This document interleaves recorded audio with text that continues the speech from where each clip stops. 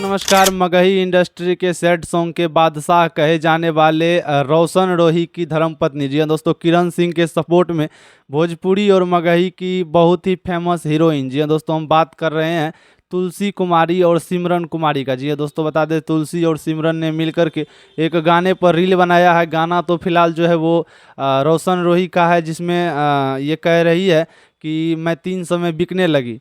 लेकिन दोस्तों बता दें ये सपोर्ट करती हुई नज़र आई है मीडिया पर। बहुत दिनों से आप लोग इंटरव्यू भी देखते होंगे तुलसी कुमारी का, सिमरन आर्या सब का। तो ये जो है कभी सपोर्ट करती है किरण सिंह को, कभी सपोर्ट करती है रोशन रोही को। आप लोगों को क्या लगता है ये दोनों किस तरह से जो है पब्लिक को चुतिया बनाने का काम कर रही है? लगातार जो है अभी एक पर एक ये रील बना रही है रोशन रोही के गाने पर फेमस होने के लिए, किरण सिंह को बदनाम करने के लिए।